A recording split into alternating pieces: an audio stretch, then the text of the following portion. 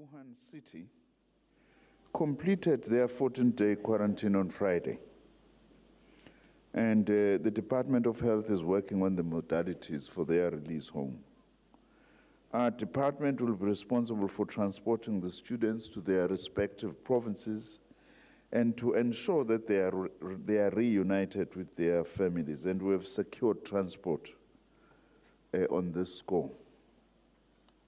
There are also other students who returned from China who were our TVET college students who were there for workplace or for work-based learning experience, about 76 of them, who were arranged mainly by our SETAs, Sector Education and Training Authorities. On their arrival back, they were placed somewhere in Igoruleni for 14 days, and we have assigned some officials from our department to look after them. The one main challenge that we are addressing as the Department of Higher Education and Training is that of online learning. We are currently engaging with colleges on pursuing online learning modalities where possible, as well as working with our own universities to provide online learning. The aim of online learning is that this period of lockdown must not be treated as a holiday, and we would like to call upon all our students to make use of this period to study, as this will actually help us that after the lockdown we are able to catch up quicker with the time that has been lost. I am currently in discussions with the Minister of Communications and Digital Technologies, Minister Stella Ndabeni-Abrahams, on how to deal with access to data in order to expand online learning, in particular to look at zero rating of data that is being used for online learning by the relevant telecom companies. On the 26th of March, we have made available e-learning guides to all our TVET colleges throughout the country. These guides can be downloaded on smartphones, tablets, and laptops. We will further develop structured catch-up programs for the annual National Curriculum vocational programs once the colleges reopen.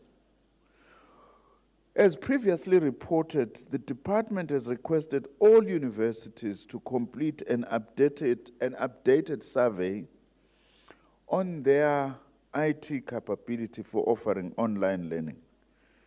As a department working together with the Tertiary Education and Research Network of South Africa, which helps to provide the network for online learning, we have now started to analyze the survey results to identify any institutions that require immediate assistance to enhance their capabilities. Another matter I would like to report upon today is students who are remaining on university campuses. As we are implementing these measures to ensure that our institutions are not adversely affected by the virus, we are also putting measures to ensure that students who remain on our residences comply with the regulations and are also safe. I've indicated before that not all students have left residences, although the overwhelming majority have left the residences. Now, if I can just give you an idea, none of the students at our TVET colleges are in their residences. They've all gone home. With universities, the universities that have got more than 200 students who are staying in residences at the moment, it's University of Johannesburg with 940 students, University of the Western Cape, 370 students, Stellenbosch University with 971 students, University of Pretoria with 236 students, Cape Peninsula University of Technology, which has the highest number of students in residences of all our universities, 1,853. Nelson Mandela University has got 382 students. I must say that most of these students are international students who come from outside South Africa, who are not staying, who are not from our country. Yesterday, though, I must say that I was concerned in Velase that there were 60 students at the University of Fort Hare who were demanding to remain in the institution. When we checked, we found that of the 60, only 20 were registered students, all foreign nationals. 40 were not registered students, but staying in our university residences, a matter that we will actually have to attend to.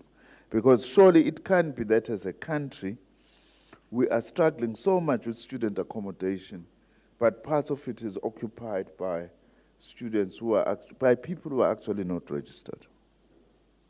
Now, my department, working together with our COVID-19 task team for post-school education and training, which is led by our Deputy Minister, Bhuti Manamela, is up and running now to deal with all contingency and other measures to ensure that all is going well on that score.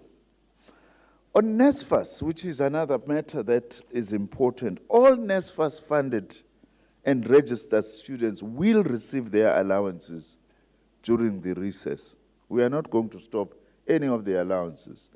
Those who are getting food allowances, those who are getting assistance with personal care allowances, we have also distributed allowances for learning materials.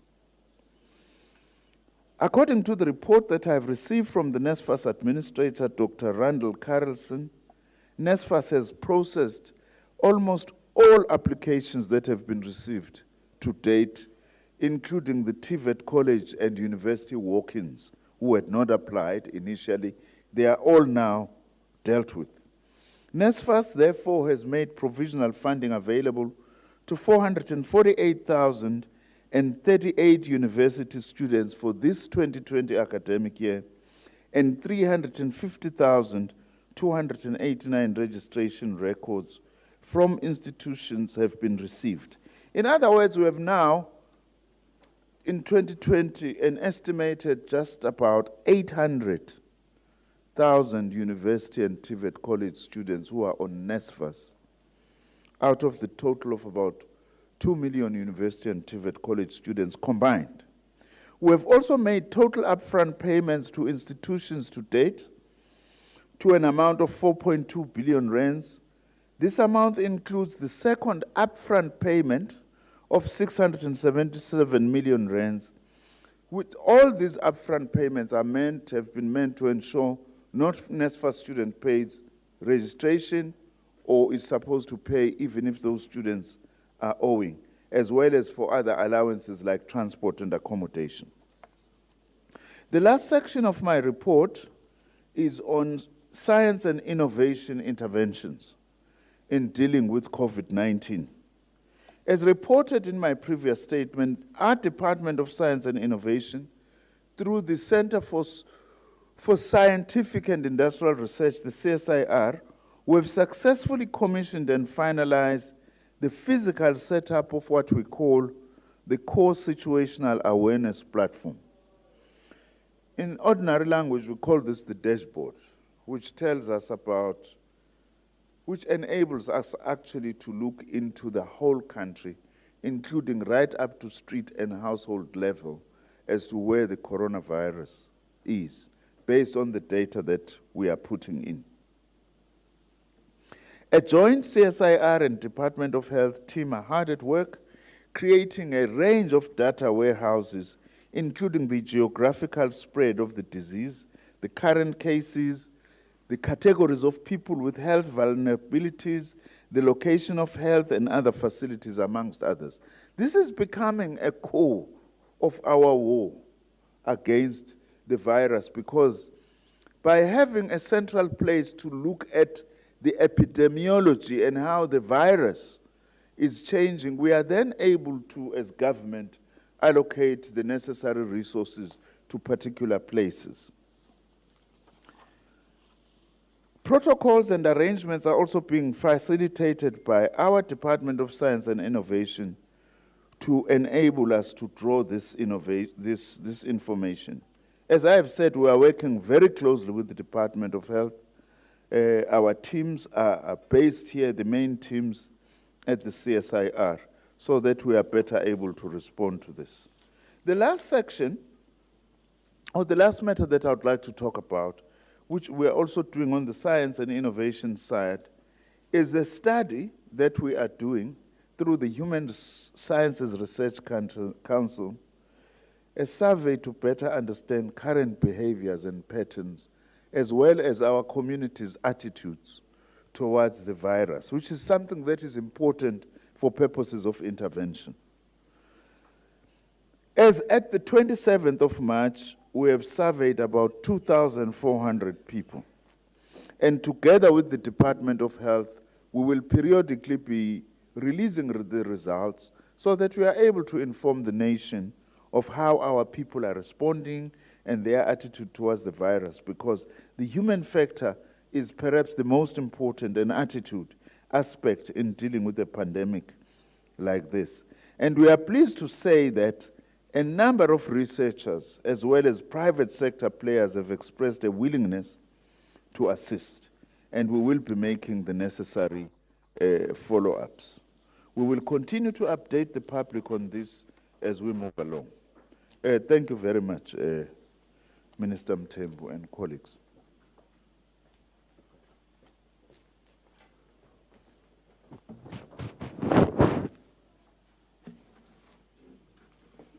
Thank you, Sisi. Thank you, Minister Nzimande. We will now call upon the Minister of Human Settlements and Water and Sanitation. Oh, it's the other way. Oh, Minister of Social Development, Minister Lindiwe Zulu.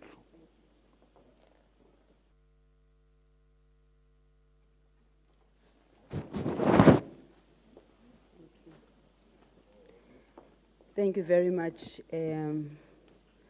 Honorable Mthembu. I know that it's really testing for you, because you've been up all the time and organizing us and mobilizing us and making sure that we are here on time to communicate to the people of South Africa. From the Department of Social Development, the first thing that I would like to do is to thank the people of South Africa, obviously, those that have stepped up to make sure that we do everything we can to ensure that people are safe. But I would also like to thank in particular those that are taking care of the most vulnerable of our society, the elderly, people with disability, those that are taking care of children. We don't take it for granted that this is a very testing time for caregivers, it's a testing time for parents, it's a testing time for everybody. And I know as a Minister of Social Development, I'm also getting calls from mothers and fathers who are saying their children are under stress and strain because they cannot move beyond their surroundings, and children are children, they want to be running around. But I thank the parents for taking the stress and strain and continue to ask them to really keep safe themselves as parents, but also make sure that they do everything they can to occupy their children at this point in time. We have, as a department, after the regulations were gazetted, we had to develop our own government notice which covers our areas of work as the Department of Social Development. And accordingly, because we have to make sure that everything is done properly by law, there is a government notice that specifically looks into the areas of social development. The schedule for it covers the areas of our work, and therefore it is a request from myself and the department that those that are continuing with the services, they acquaint themselves with these directives so that they make sure that they do things right. Under our responsibility, we have areas of substance abuse treatment centers and halfway houses. The guidelines clearly indicate, I'm not going to read all of them. All I will do is to highlight the areas that are of major concern to us. So it's substance abuse and treatment centers and halfway houses. It's child and youth care centers. It's shelters for victims of crime and violence, including gender-based violence. Hence, you see me today with my cap. I want us to always appreciate the fact that there is coronavirus and everyone is concentrating and focusing on defeating it, but we also must be conscious at all times that we do have other social ills that we must not lose sight of. We also cover the old age homes and frail care facilities, residential facilities for persons with disabilities, respite care facilities, center and community-based, residential facility for persons with disabilities, respite care, home-based, community nutrition development centers, CNDCs, and I know that many have been asking us whether people are going to be able to continue getting the support that they normally get. Also, we have the social relief of distress, and this is also one that we'll be looking into.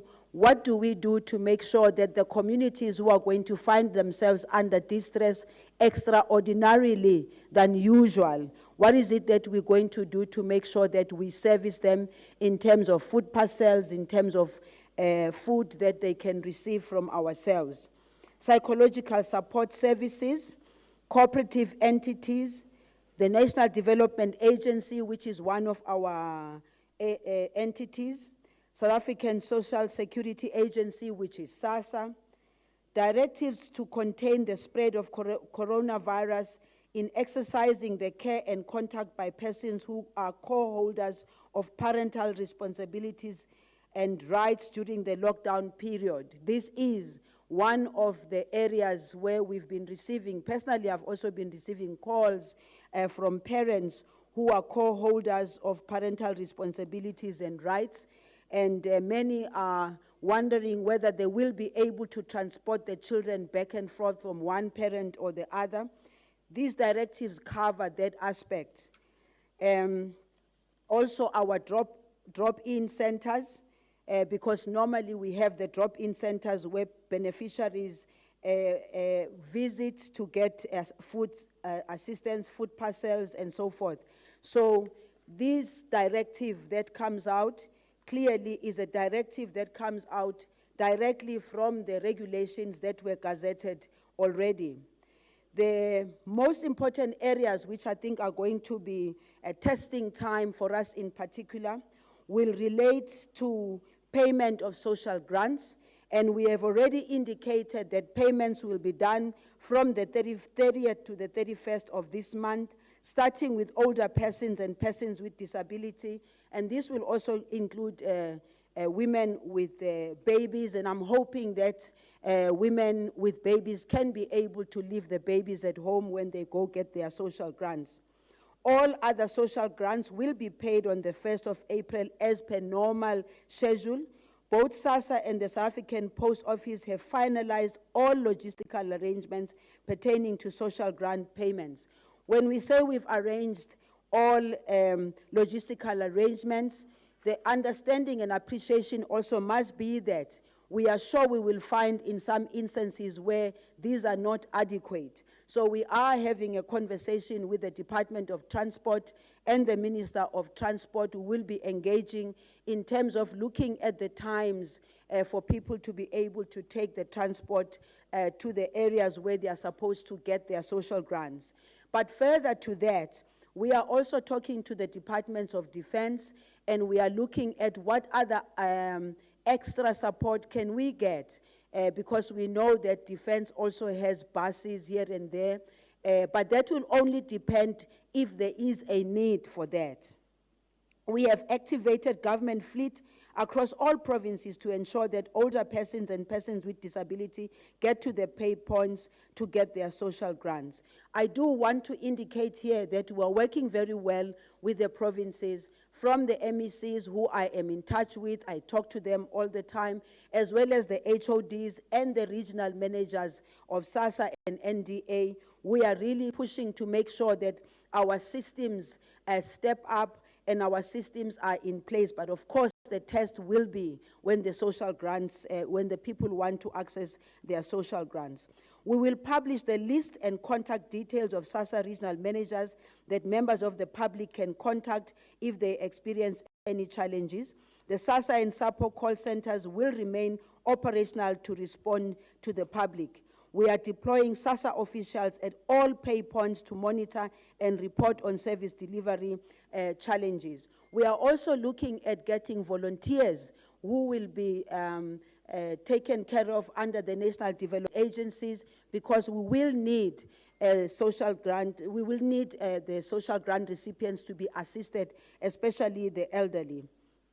With regard to shelters for persons living and working on the streets, we have directed and requested all provinces to activate shelters to provide accommodation and meals to people working and living in streets, including children. And we are expecting the provinces to work very well with the municipalities.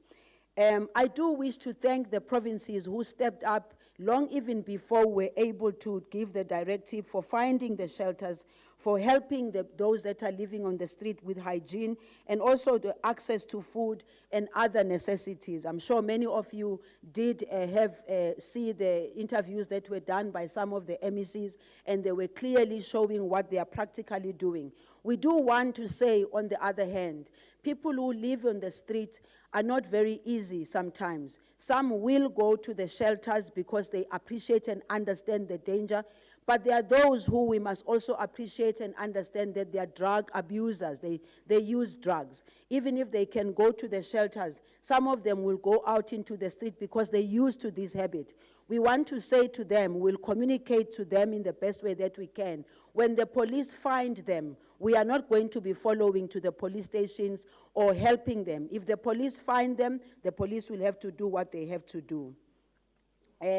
We also have services to persons with disability. All residential facilities, including respite care at centers and community-based, have been declared essential services.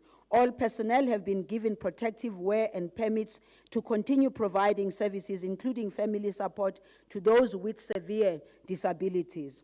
Service to older persons, we have directed all provinces to put in place mechanisms to consistently monitor vulnerable older persons who might be staying in their homes. This is the time when we also would like to call upon our communities, because they know where the elderly are. They must appreciate and understand that we might not necessarily at a quick speed be able to reach all of them. Please, we ask you to let us know when you know that they are the elderly who do not have access, who cannot even walk out. And we want to thank again those that are going and visiting them. We're going to try in the best way we can to get the provinces to make sure that they also have volunteers who will go to those private homes and families. And we know that it's very taxing for them because everyone is afraid now. What we don't want is post-corona for us to be finding family members or members of the elderly who have found themselves, who will find that maybe they've gone worse than what they were before. So we ask that we be assisted. Recruitment of additional social service personnel. Provinces are recruiting additional 1,809 social service personnel to provide psychosocial support services to affected families. We are focusing on unemployed social workers who benefited from the department's scholarship program. I'm sure you are aware of the fact that many of the social workers had been complaining about the fact that they were trained by the department, but they are not employed. This is a time for us to really find them and make sure that they are employed and make sure that they help us. Service delivery to community. From social development point of view, we are ready to contribute in any ways we can to contain and mitigate the impact of COVID-19 on our people. Once again, we appeal to our people to comply with the regulations and to avoid exposing themselves and others to possible infection of this virus. Thank you very much.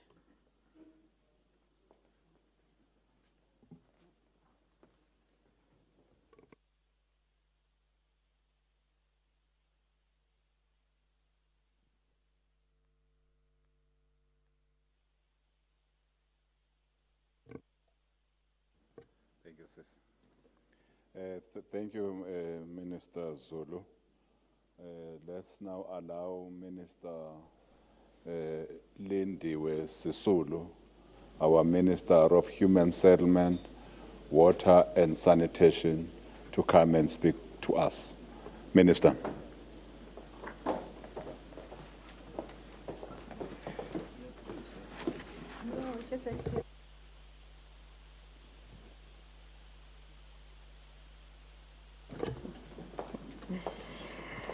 Thank you very much, Minister Jackson Mthembu. My name is Lindiwe Sisulu. The other one is Lindiwe Zulu, who has just given her briefing. Members of the media, this is a follow-up briefing to you, following on the briefing that we gave to you on the 23rd of March. Since then, we've been hard at work at the command center that we indicated we have established at the Rand Water. And we use modern technology and zoom into all our water boards across the country in every province and talk to them on a regular basis so that we understand what the needs of the various provinces are. We've assessed these and we've started working to make sure that we are providing the necessary support. We also work with the Department of COCTA, which is always present in our meetings, because some of the work that we are doing now is the responsibility of municipalities, but working together we have found that we go a long way in dealing with the issue of water and sanitation.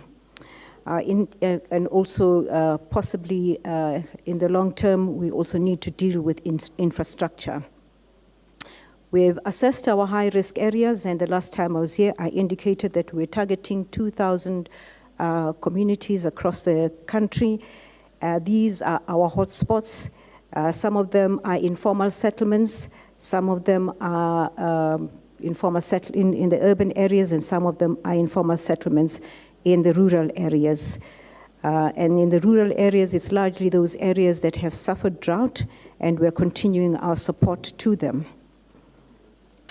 To ensure water supply to all our people, we have agreed, as I indicated the last time, with Santaco and the municipalities to identify areas that are around congested places, around taxi ranks and etc., where we've put up our water supply services.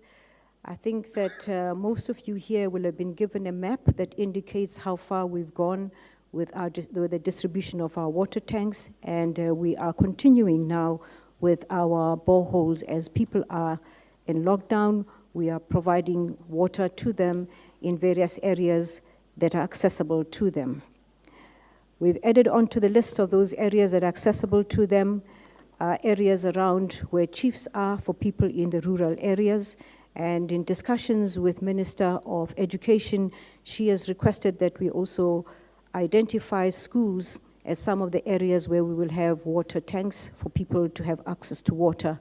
We've also identified the perimeters around churches as places where it will be possible for people to get to, and also around police stations. So far, we've gone ahead with procuring water tanks, and we've procured 41,000 of them. The greatest number is the one that goes to the Eastern Cape. We have currently procured 2,342 for the Eastern Cape, 1,700 for the Free State, 12,130 for Gauteng, 4,274 for KwaZulu-Natal, 1,200 for Limpopo, We are still working on Mpumalanga to provide them with 600, and Northwest with 600. The totality of what we've put on the ground, which is what you'll find in your map, is 41,000 tanks within 2 days. We're hoping that if we go on at this rate, we will be able to cover all those areas that are badly in need of water.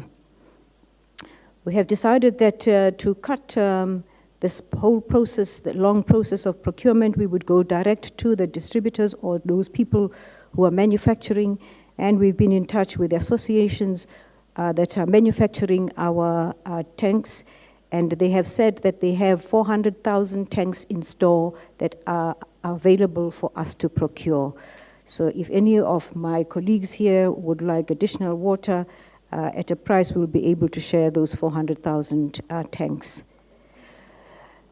In addition to that, we've also indicated to you at the last meeting that we are renting to buy water tankers. Tankers are those vehicles that take water from the source and put them into the water tanks. We are also going to ask the communities around where we put our water tanks to allocate at least one person per day to look after the tanks, so that we are sure that there are no leakages from the tanks, and we are sure also that when the tank is dry, we are given forewarning so that we are able to direct our tankers to those places.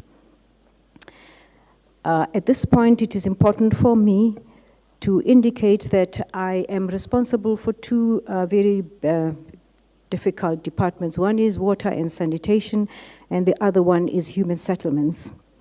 And human settlements, our biggest problem is the densification of the areas there.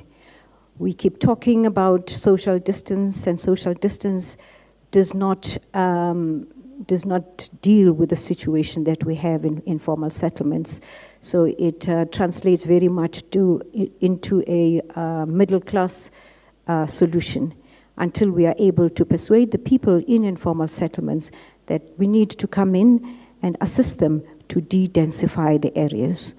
In doing so, we are taking cognizance of the fact that there are several associations that have been traditionally working with informal settlements, like Abahlali Basemjondolo, like the Federation of South African Slum Dwellers Association. We will be discussing with them how we approach this situation. We need to be able to convince the people who live in informal settlements that we would need to have a way of getting into the informal settlement and providing the necessary sanitation, as we will be providing sanitation for all our streets along the towns.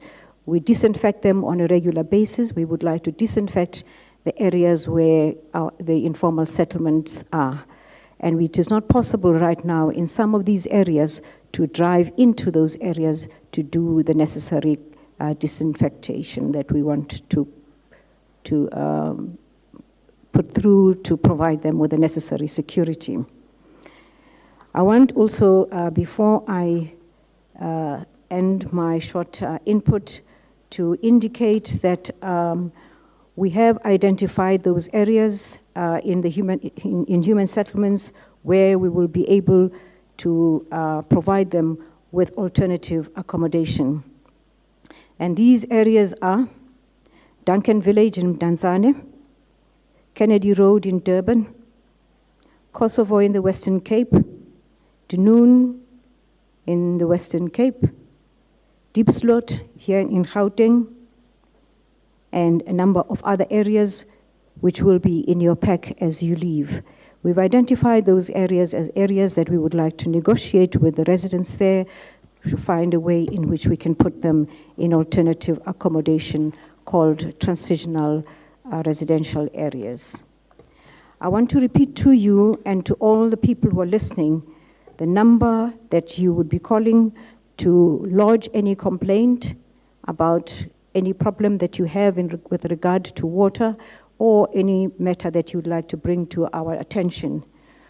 We would like this for those television stations that are running here to run messages on a regular basis so people know where they can get water. Water is the first port of call for anybody on a daily basis to wash their hands with soap for 20 seconds. The number is 0800 200 200. 0800 200 200. Our gratitude goes to those people who have supported us in this endeavor, making sure that we are able to put the tanks that we have where they should be, and also supported us in a number of ways. The first is the chairman of ShopRite and Checkers Group, Dr. Christo Visto. The group has pledged and donated a daily donation of 40 liters of water in 5-liter containers to be distributed in the Western Cape regional office of his farm for distribution. And the sites will also be identified throughout the week, especially around Khayelitsha and etc. We would also want Dr. Visto to allow us to be able to pick up these 5 liters, especially for the elderly, so that they have water in their homes on a regular basis.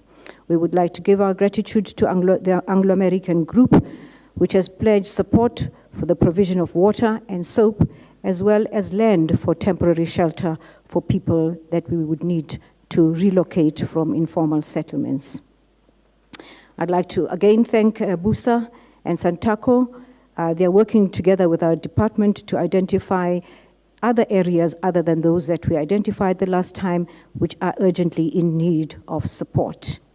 We would like to thank AMSA. AMSA is the Association of Rotational Molders of South Africa. We called them and indicated to them that we would like to buy out their entire stock. And they have put aside their entire stock of water tanks. This means that Minister Mthembu is unable to buy any tank for his grandmother in Witbank, and we've told him so. So there will not be any tanks for sale. We've bought out all of them, and they're now in our in our cohort of what we're needing to use. They've indicated to us that they have right now 400,000 tanks, which we will be taking and buying from them to put in all of those areas that are in need of water.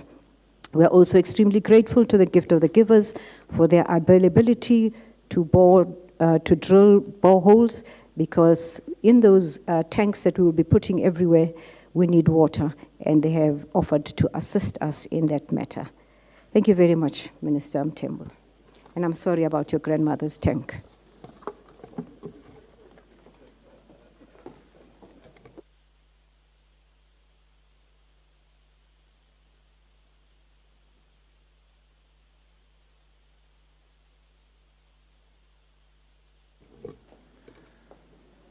Thank you, Sis Lindiwe, Sisulu. That's exactly what I said when I called you, Sis Lindy. But thank you, colleagues. As we have said, this is the second day of the lockdown, and our colleagues were reporting on commitments that they had made and measures that they will take during the lockdown. Minister Mthembu did speak to the nation last week on Friday. Was it Thursday? Oh, last week's Thursday. Am I so? Yeah. I've lost it. Yes, this week, Thursday, she did speak to the nation about visual learning for our learners that are at home. So that's why she was not going to come here and repeat what she said on Thursday. But she is available for any questions. That's why she's here. We will now take your questions. Colleagues will take your hands so that you can ask whatever questions you would like to ask from my colleagues. That's 1, 2, 3, 4. Looks like we will go home early. Sir. Thank you. Barry Bateman from ENCA. Just to recount an experience that I had this morning and what many of my colleagues have also experienced at shopping malls, where the number of people are being controlled with access to the actual mall. But what this has led to is a significant queue outside the mall, snaking hundreds of meters, people standing in close proximity to each other. Now, why I'm telling you this for the purpose of this briefing is the social grants issue, Minister. So if you could, what mechanisms are going to be put in place to avoid that kind of bunching and people queuing for hours in essentially undermines the whole purpose of the lockdown, social distancing and the like. So if you can please explain to me what will be done, especially when, I might point out, you're dealing with elderly and potentially people who have challenges with immune systems, that immunocompromised people. So if you just put in place, tell me what mechanisms are in place. Thank you. Thank you. The next colleague.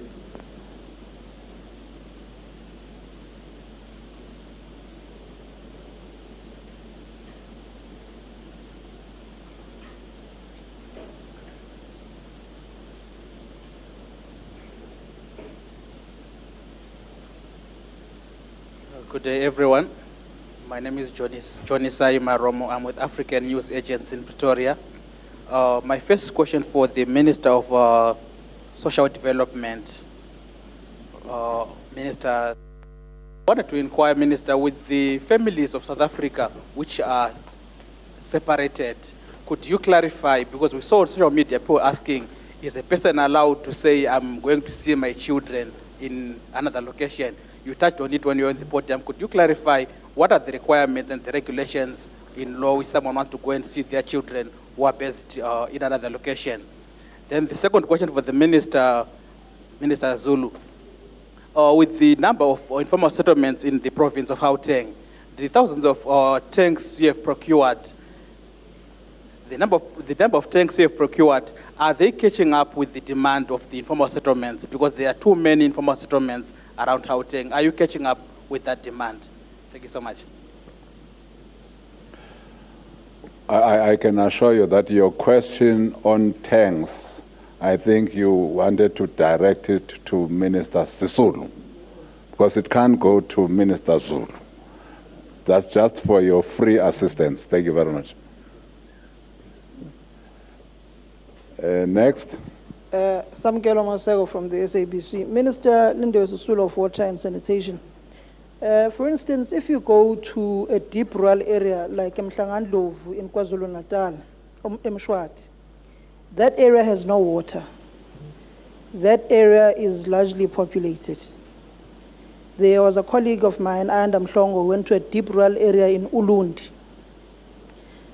There is no water in deep rural parts of this country, in all 9 provinces. How are you getting, and what measures have you put in place? I hear you are saying you've procured about 42,000 water tankers, but where is the proactive action in those tanks being there as in yesterday, or are you still waiting to follow usual government red tape, long processes in order for you to get those tankers to these people in these areas? Then this morning I took a drive to informal settlements in Germiston and in Tembisa. People are living under deplorable conditions.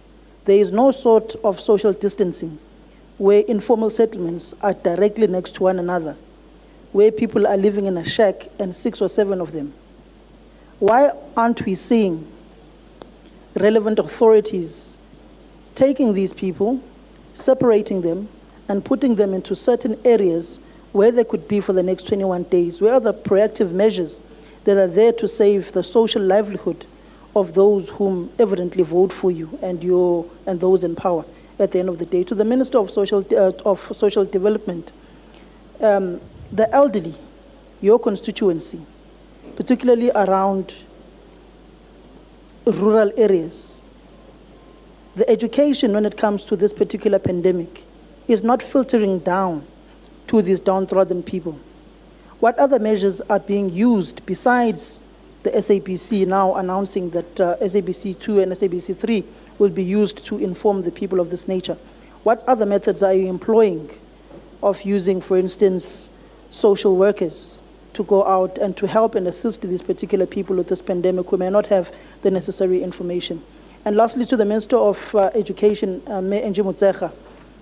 Minister, are we actually cancelling this academic year for matriculants? What methods are being put in place for the class of 2020 to be receiving some sort of education besides the usual methods? You've announced that certain radio platforms and TV platforms will be used to educate the core and essential subjects like mathematics and physics. Thank you. Next one. News 24. Minister Zulu, I wanted to ask with regards to the homeless. Driving here, I spoke to two gentlemen who were saying that their challenge is that the shelters, they exceed the numbers in the shelters. I just wanted to know, is that your only challenge, the fact that these homeless are drug abusers and they tend to want to be in the streets? Is that your only challenge that you've received in terms of allocating the homeless? And as well, I wanted to, just as an addition to Samkele's question, there's also the issue around language. When you, in terms of how you translate your messaging to people. Most of South Africans are not English speakers, but they can't really seem to have, this language is not translating, it's not transmitting to them. How are you raising awareness to those people, to people in the rural areas? And then to Minister Jackson Mthembu, I just wanted to find out if I could get your reaction to international media saying that the measures that have been taken by South Africa in terms of controlling the virus are worse than the measures that were taken during the apartheid era. Yeah, I nearly answered. Is there any other person who wants to answer?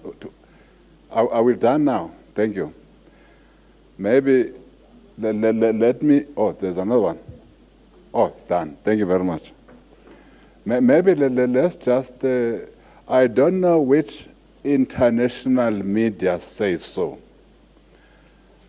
but from what we have learned from our people now, our people who have heeded the call by our government and our president to stay at home, to observe social distancing, and to wash their hands frequently as a way of protecting themselves and their families against this coronavirus, say we are doing a good thing. Now, it's not only our people, it's also organizations that they belong to, whether political or non-governmental organizations or church organizations that we have met with the president, organizations that are in the business sector. All these organizations say that South Africa is doing quite a good job in protecting our people against this virus because it indeed kills. The only way of protecting our people is to ensure that our people stay at home.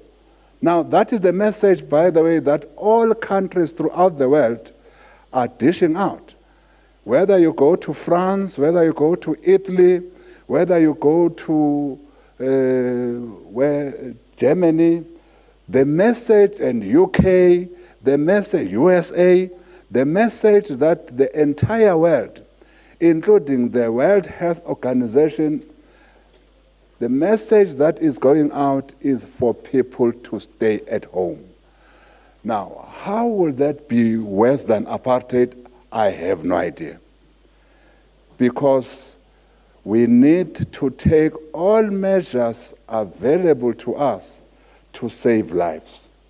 All measures available to the state to save lives. And the only way for all of us not to contract this disease is when we stay at home. Because when we go out of our homes, we go and contract this disease and bring it to not only to us, but to our families as well. I therefore, well, I've not seen that piece of write-up, and I don't know which journalist would have written such, but of course, the people of our country will not agree with such write-up. Organizations in this country will not agree with such a write-up, because we are doing everything we can to protect our people against this deadly disease. Having said so, I will now hand over to my colleagues to answer. I don't know who's the first one. Yeah, press the forward. Yeah.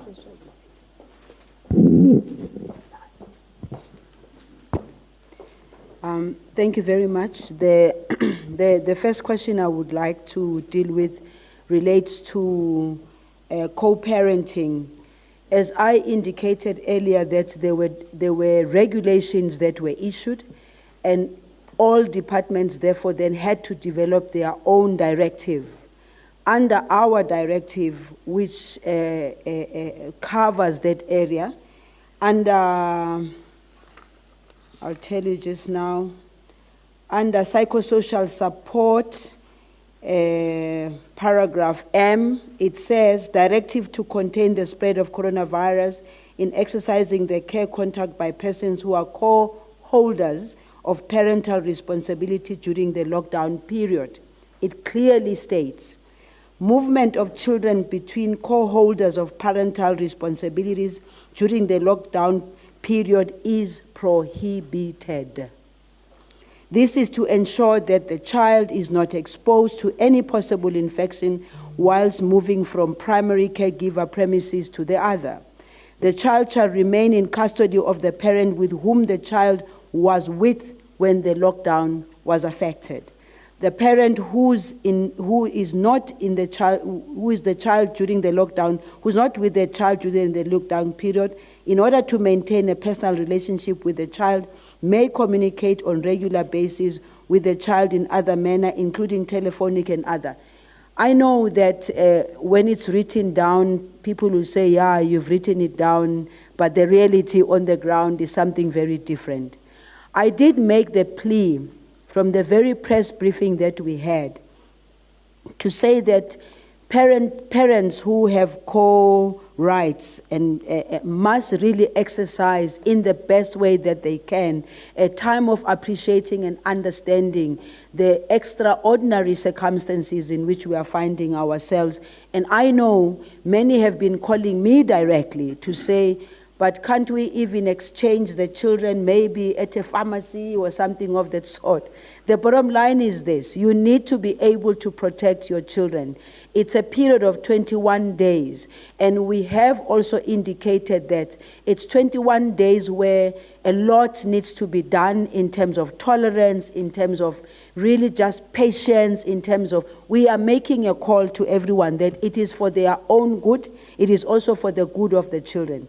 If in case it so happens that the 21 days we find ourselves still in a difficult situation, these regulations and the notices that we are issuing, we do have the space to look at them and see whether at the end of the day they are helpful or not helpful. But for now, we need to make sure that everybody really complies with this, because it's beyond the parents and the children themselves. It's the entire nation that's finding itself in a difficult period, and therefore we are pleading with parents to please exercise the patience as far as they possibly can.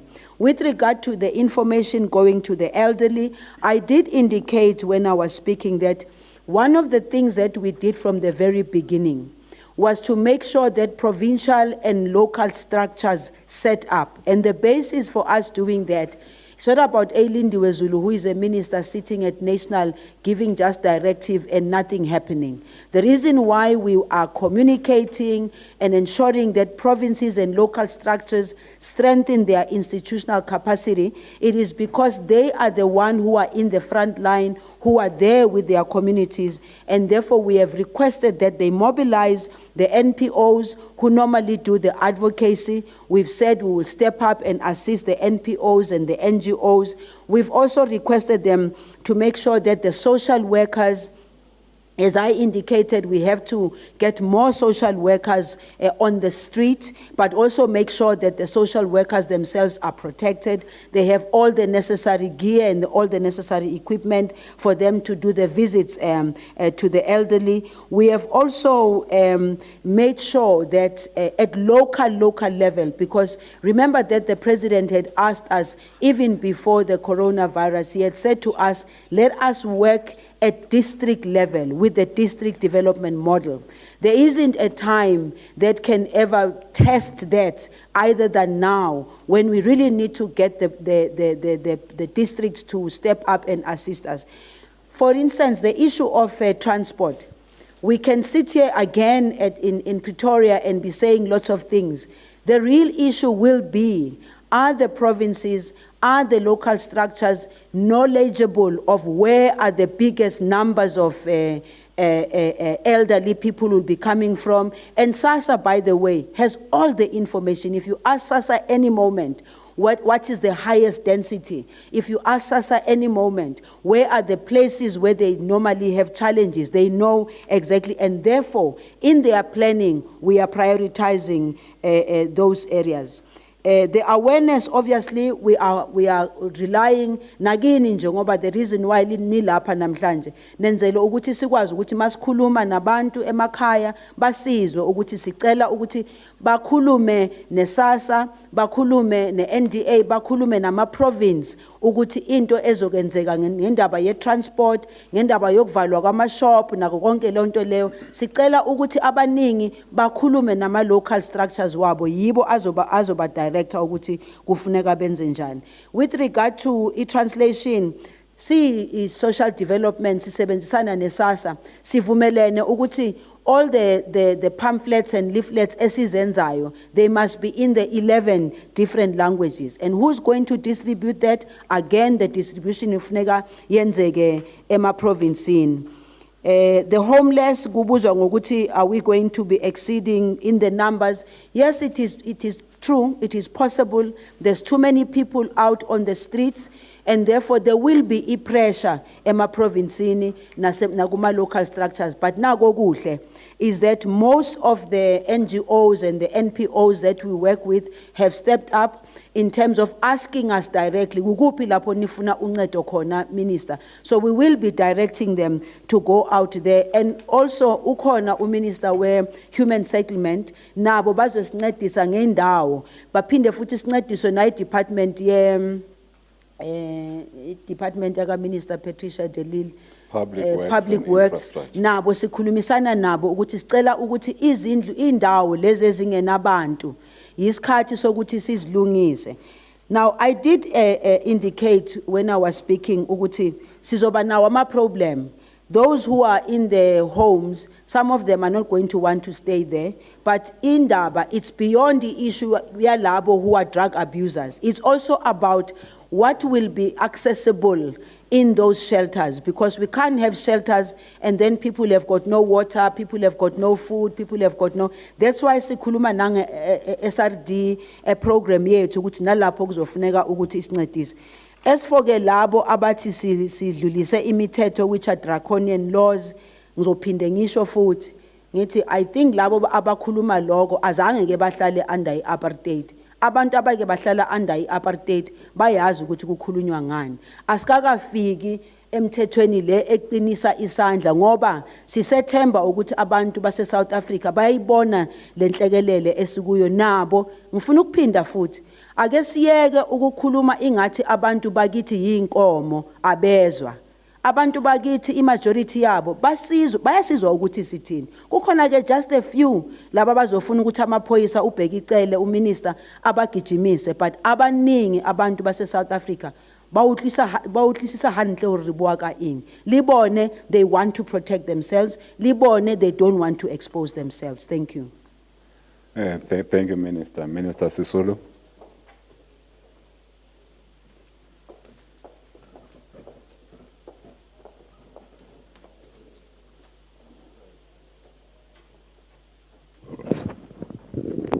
Thank you very much, Minister Mthembu.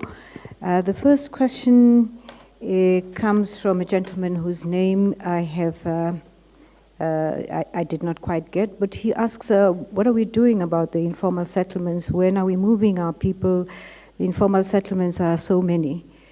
We did not have the coronavirus coming in, creeping into our country. Almost overnight, we realized we had it, and we had to deal with the situation that we have.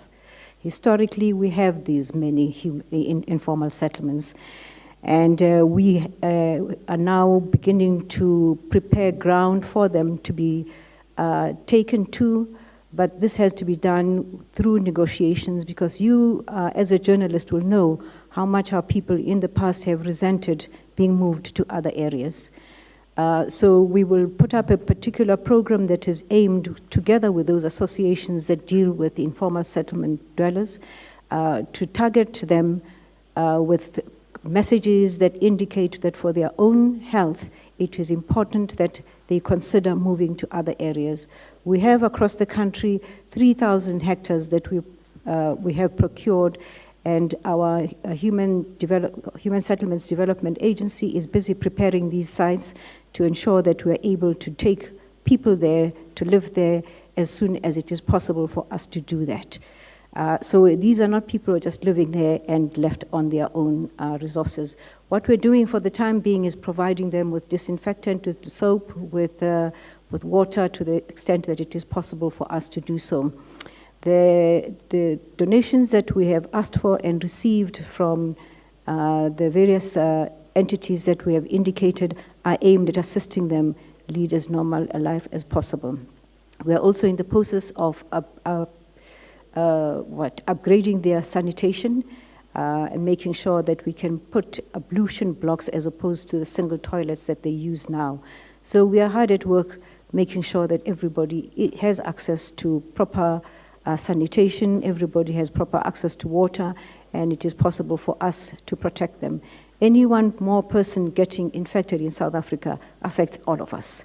So it's not about choosing one sector over another.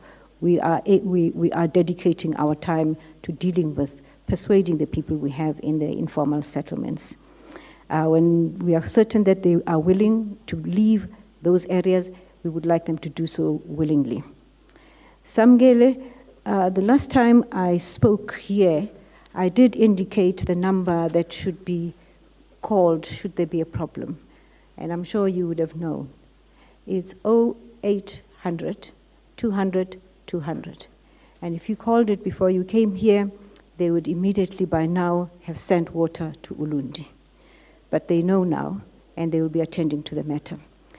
KwaZulu-Natal has ordered 3,000 water tanks, and they have discovered that the 3,000 water tanks for the areas that they had identified are not enough for KwaZulu-Natal, so they've ordered an additional 1,200 and something tanks, which should be there in the shortest possible time. Now that we have access to 400,000 tanks, it will be possible for us in the next 3 or 4 days to have rolled out water to everybody. However, in discussions that I will be having with Minister of Education, we will be putting some mechanism where people will be able to access water from schools. Any nearby schools, we will be putting up structures that will make it possible for them, especially municipal workers, to get there and get water. But we are going around to every area we've identified as needing water. I'm not sure if I have not covered all of those areas.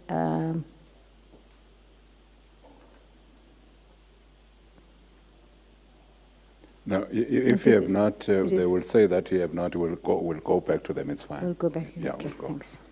Minister Nzimande.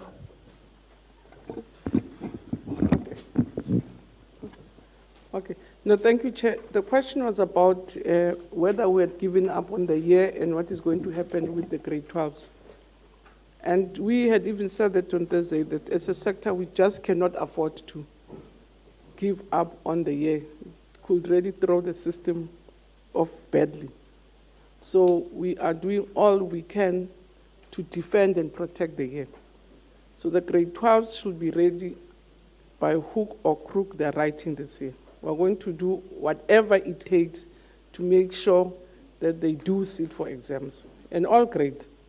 For instance, the plans that we have and the programs that we have, which in the main are going to start kicking in next week, Tuesday, which would have been the day for reopening of schools, because in any case, we're on holiday.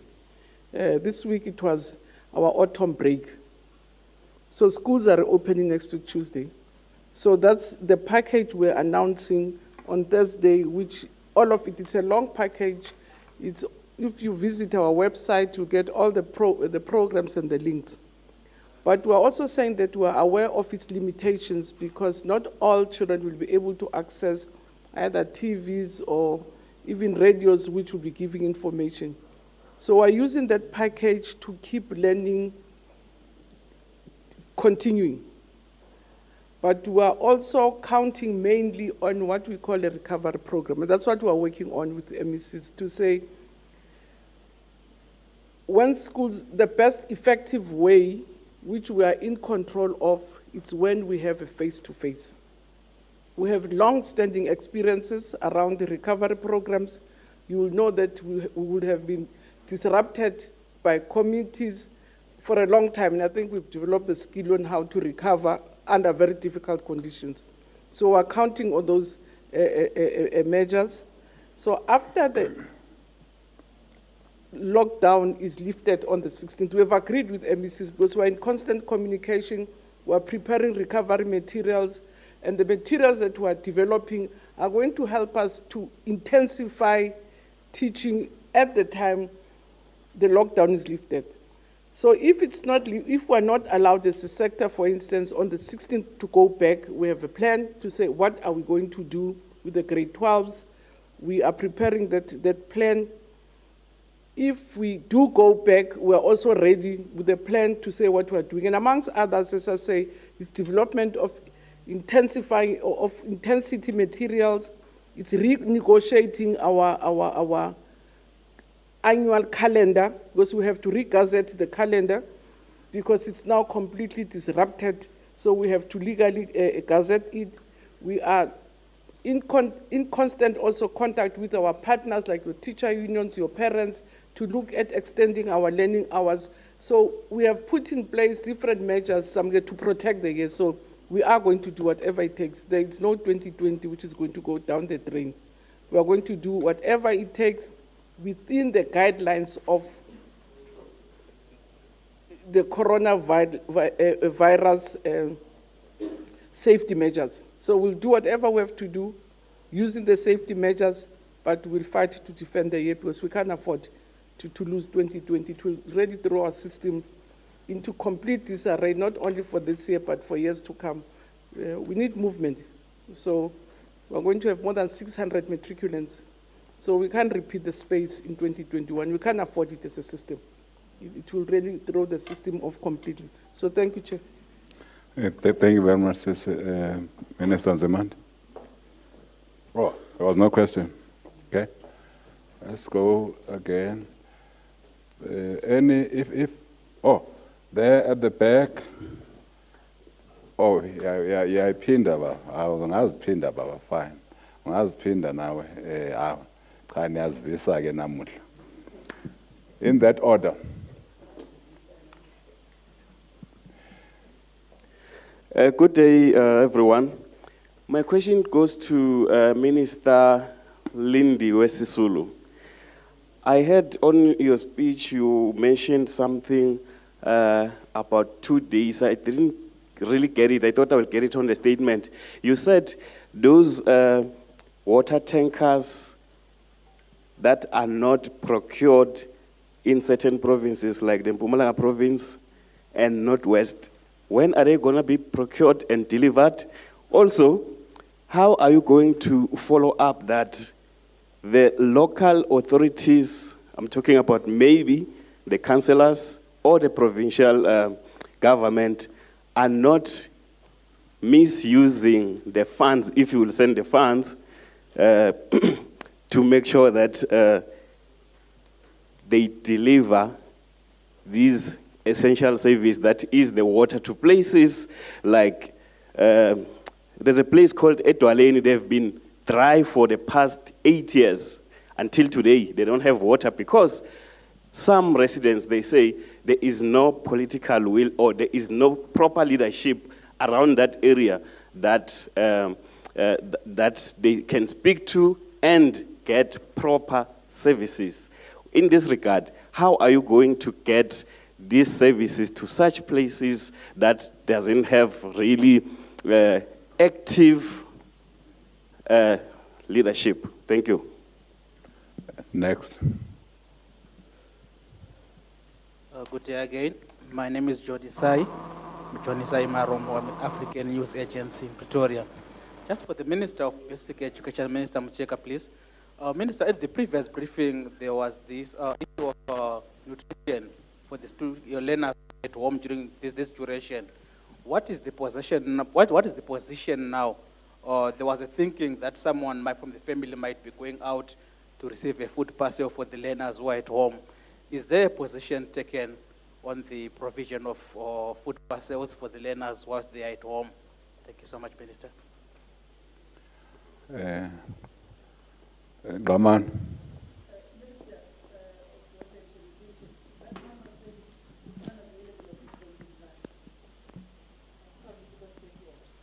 I asked why you didn't call earlier before you came here. Okay. But Minister, can you try that number, DG? Because if it is not available, then that number is not available. And then on the issue of higher education, Baba Mpepedo, on the issues of students using this period to study, for instance, you've got students who come from impoverished backgrounds, students who may not have access to Wi-Fi, who may not have smartphones.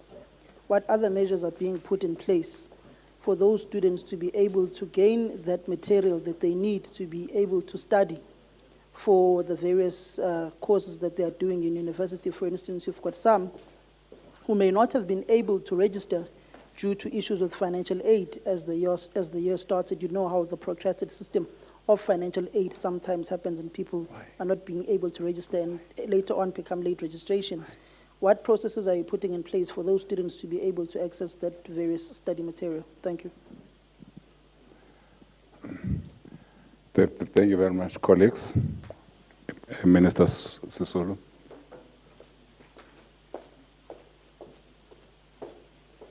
Thank you very much. I want to go back to Samgel. Samgel, we are dealing with high volumes. The reason why you are not able to get through is because we have that number of problems. But what we have resolved to do is we will put an answering machine that says that we are currently not available, please try again later. We're not available due to high volumes. We will also be in touch with the Minister of Telecommunications to give us more lines for that. But we are completely inundated with calls of people who want to bring our attention to one thing or another.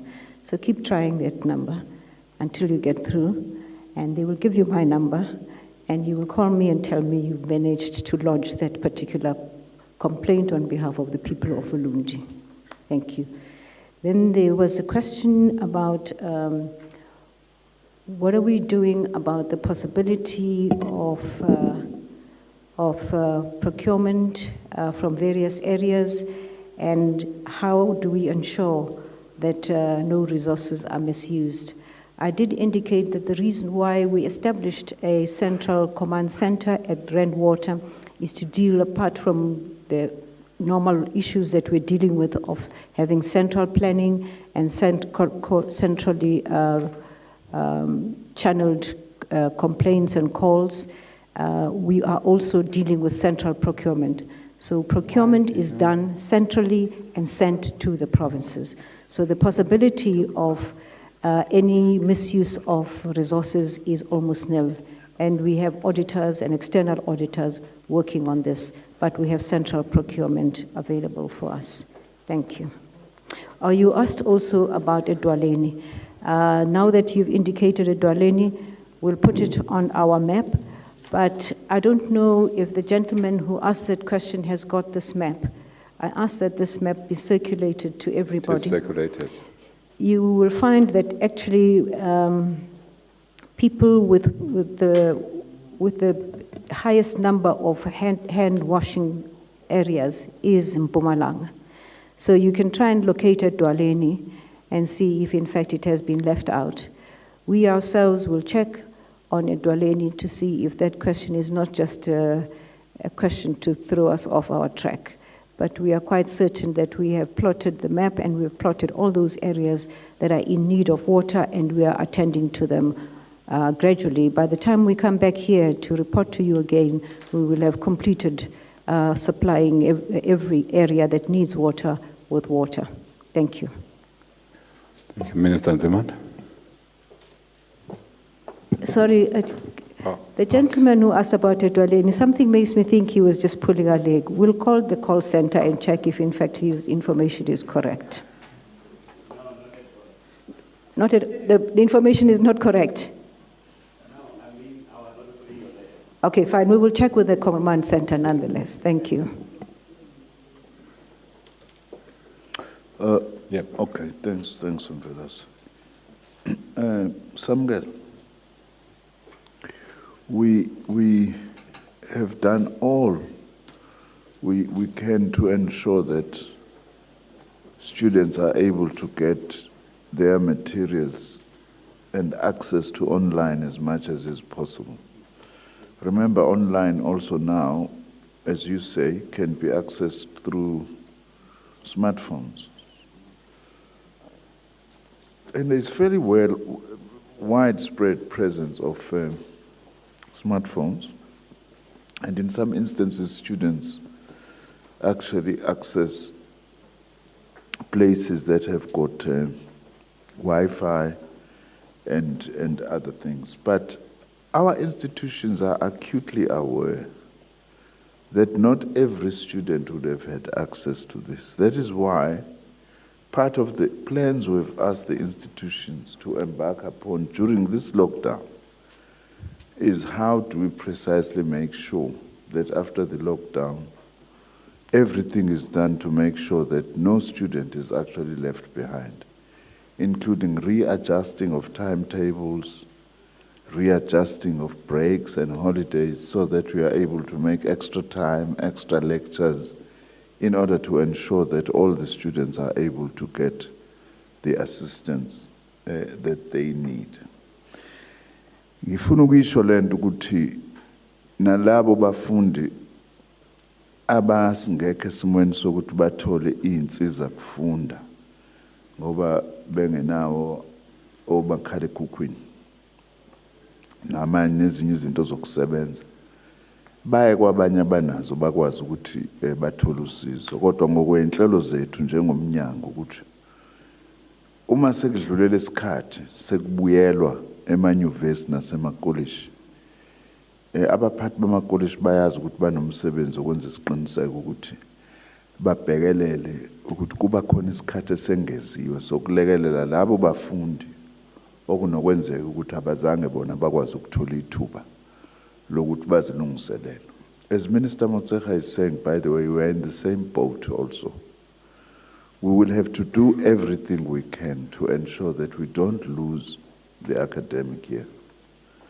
Much as Minister Motshekga is saying she can't afford to have matrics who do not write, the fact of the matter is that also our post-school institutions cannot afford to lose a year, because it means that you can't have new students, even if school would have finished, and so on. So we are aware of that, much as we are looking at the 21-day period, but we are also looking way beyond that, beginning to say how do we begin to put in place measures, not only just to catch up, but also to try by all means that we don't lose the 2020 academic year. Thank you. Thank you very much. Oh, okay. Now, can I answer the question of food parcels? Oh, sorry. Yes. Yeah, there was an issue whether as basic education we will be feeding during breaks. And the answer, Chair, is that we normally don't feed during breaks under normal circumstances. And simply because even now during the Covid-19, our infrastructure for feedings in schools There must be learners at schools, in our kitchens, with our teachers serving food. So outside the school infrastructure, there's no possibility for us to feed, except we are reopening schools, say kids must come back and eat. It's just not possible.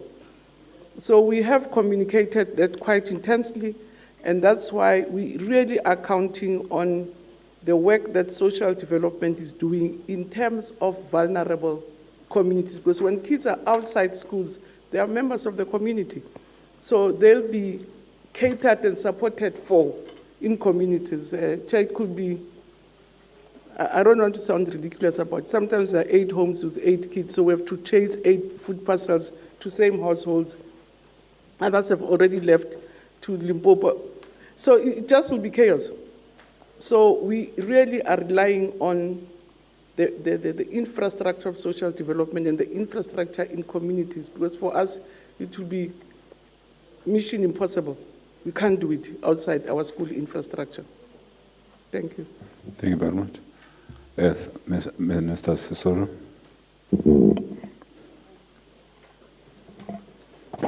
Thank you, Chair. It's just been brought to my attention that there has been an SMS circulating indicating that I may have misrepresented the donation and contribution we got from Dr. Christo Vise. It's 40,000 liters of water, of 5-liter bottles. It does seem that I indicated that it was 40,000 liters. Thank you. Yes, yes, and that will be the last round, and the only reason we're taking a third round is because we didn't have volumes of questions. Yes. Thank you. It's Barry Bateman again from PNCA. Mr. Mthembu, I think perhaps on the short clarity, any indication on the latest numbers on positive cases of COVID-19, any update in that relation? I appreciate it if you can come to our minister after.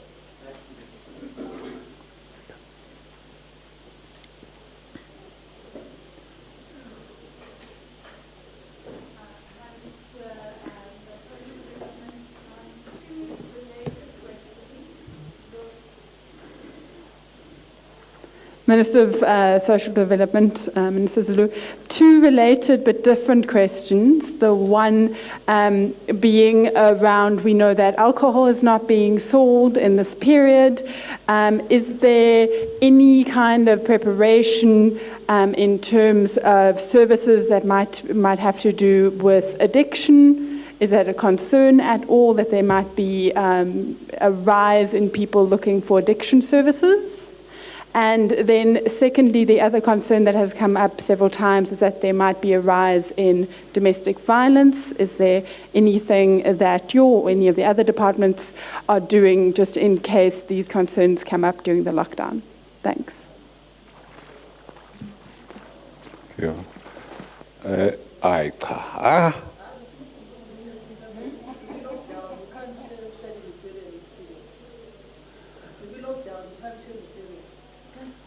And do what? Share material. We're in a lockdown. We can't share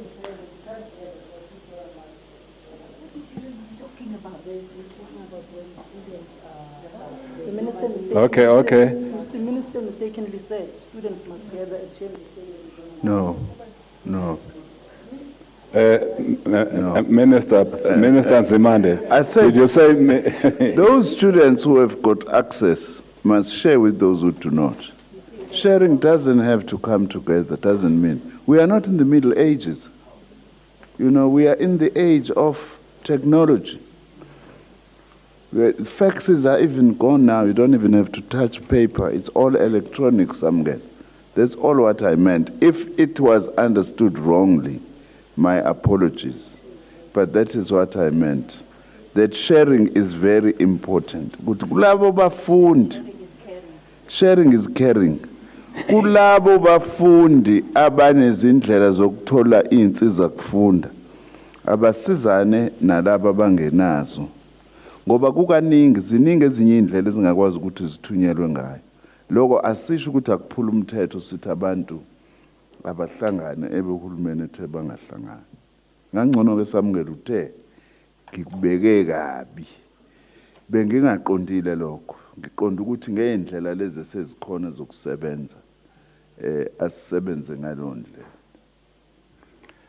I should have also said, by the way, Minister Mthembu, that one of the things that NSFAS has done is to ensure that we pay allowances for learning materials.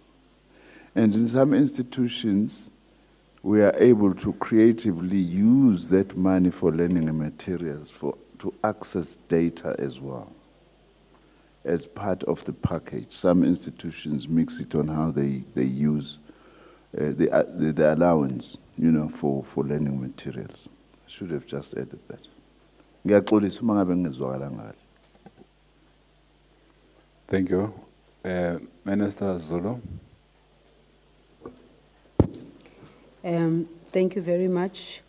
Yes, the issue of an escalation of the abuse of other drugs which are a problem in our society, it is a concern. But at the same time, it's not that people who take alcohol maybe sometimes automatically take other drugs.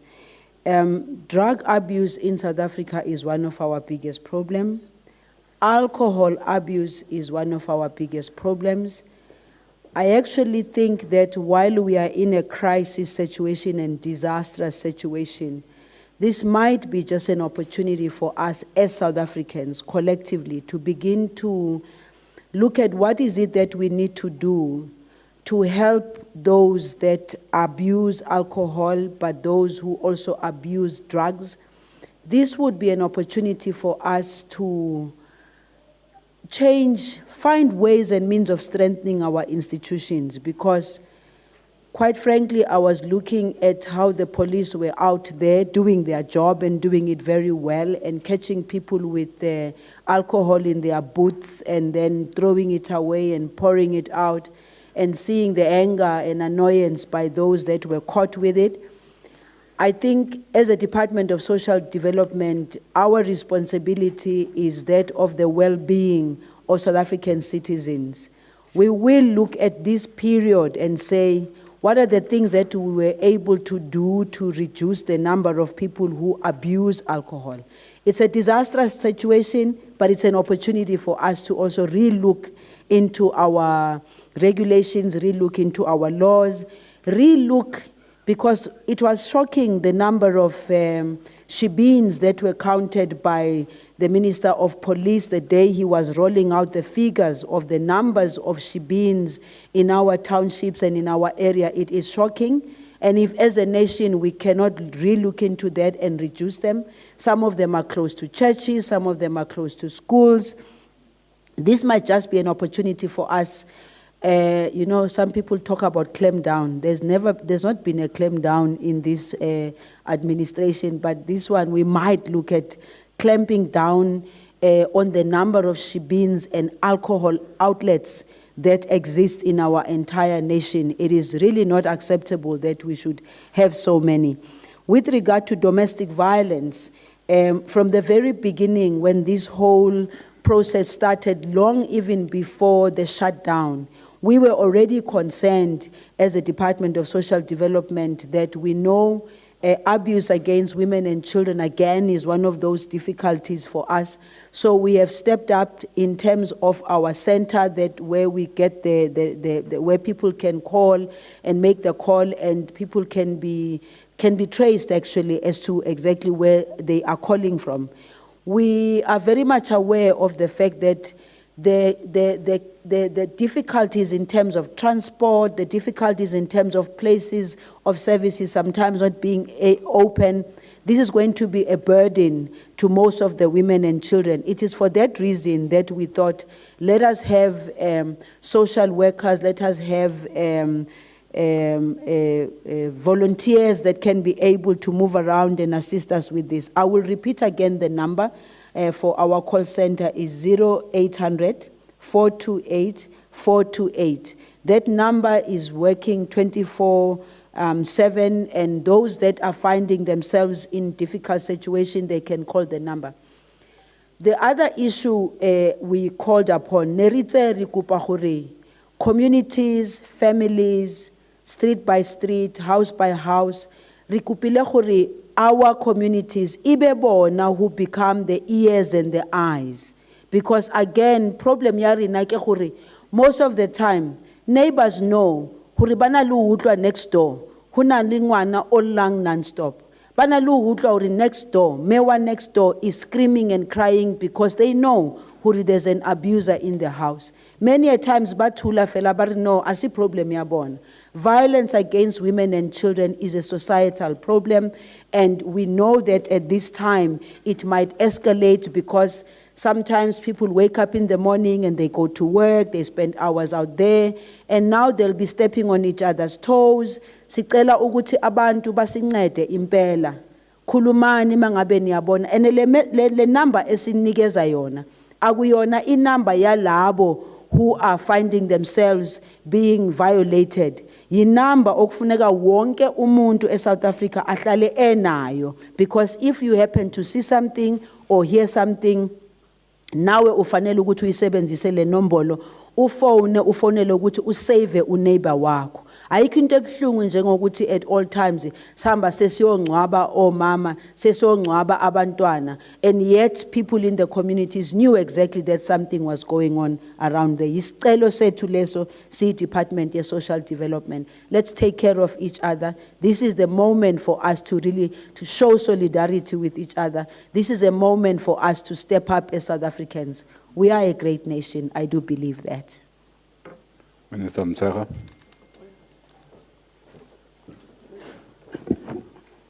I thought I might have perhaps misled the public by when I spoke about the 16th as if we're opening.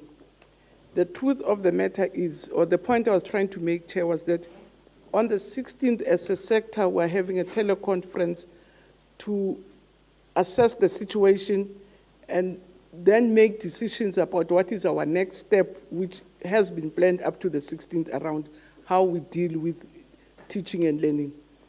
The reopening of schools is still unknown to us. It will depend on it depends on the direction and the guidance we'll get from health, but mostly, Chair, which I've raised on Friday, that it also on Thursday, it depends on what all of us as South Africans do to flatten the curve and be able to get our lives back. So it really is a humble appeal to say, if we have to save the academic year of 2020, we have to do whatever it takes as a nation to follow to the latter the directives of health and make sure that we can go back to some form of normality and save whatever is remaining of the year. So I just really wanted to clarify that the 16th is a teleconference, after which we'll be able to speak to the nation to say, where do we stand with the academic year? But it's not the reopening of schools. Thank you, Chair. Thank you. Lindiwe, yeah. I'm going to close after you. Yeah. I'd like to take this opportunity to invite the media to our command center, where they'll be able to talk directly to all our points in our municipalities, should you have any question. So Samgel, you can talk about Ulundi, and over there you can talk about that area at Dwaleni in Mpumalanga, very directly to the municipal manager there, and they'll be able to explain what it is that is happening. But I have a question, Minister Mthembu. To who? To the media. Oh. How are they coping with the lockdown?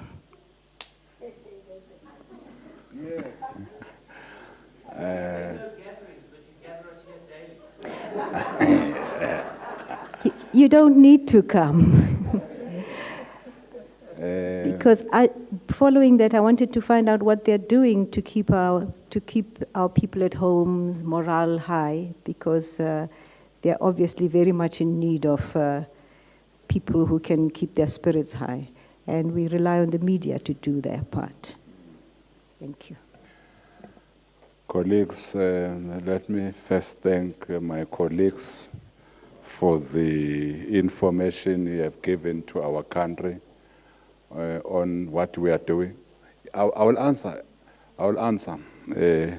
And also the Director Generals who are here, we really appreciate that we took the time on a Saturday to come to a press briefing because these are abnormal times, totally abnormal. Therefore, our people need to be informed all the time. We have not received thus far the numbers for today, but of course we know for a fact that the Minister of Health will put to the public those numbers today. He will, as he always does. We don't have them now. Secondly, there was a question, how do we reach out to people in the rural areas? Apart from the SABC radio stations that have played quite an important role that reach people in the rural areas, we also have community radio stations that are there in all our areas as well, that our people are accessible to. We have made use as well of that medium of community radio stations. We have also printed millions of pamphlets that we have directed to our people in the various areas of our country, of course working with our provinces, working with the districts for distribution. We are still sharpening our communication to our people on this matter because we have got to do everything in our power to save lives. We are going to come up even with a loud-hailing system in our communities so that, again, we should not have an instance where there'll be one person in South Africa who says that I was not reached, whether they are in the rural areas, whether they are in urban areas, because we need to reach all our people, which, of course, is our mission. When the President declared the state of national disaster, and thereafter, within the state of that national disaster, declared a lockdown, this was fully supported by all South Africans, all organizations, and indeed immaterial of their political persuasion. In fact, on radios and TVs, even today, we continue to receive support and organizations, political, social, non-governmental, church bodies, continue to call, and sports bodies, by the way, continue to call on our people to stay at home. Now, that is the difference between what this national state of disaster environment is about and what this lockdown is about, as compared to apartheid. Apartheid was not about saving lives. Let's first start there. Apartheid was about oppressing people, black people. Apartheid was about discriminating against black people. Apartheid was about rendering black people voiceless because they had no right to vote. Maybe those people who are saying what we are doing is tantamount to apartheid, I agree with Minister Zulu. They don't know what apartheid was like. They have no idea.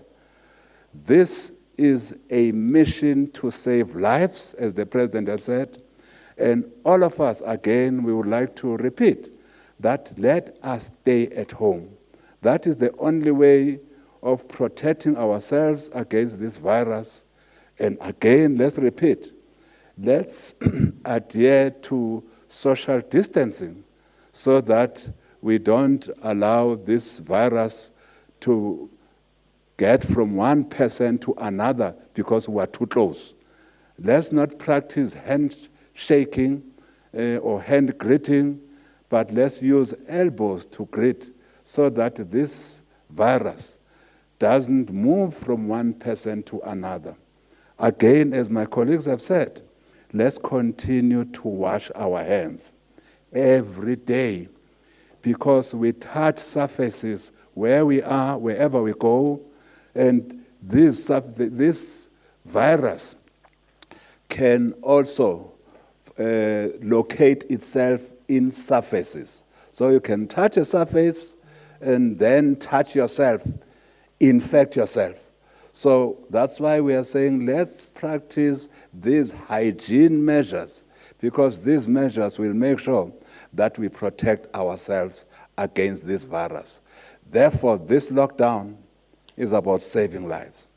This staying at home is about saving lives. That was not the mission of apartheid. Apartheid's mission was to divide and racially abuse.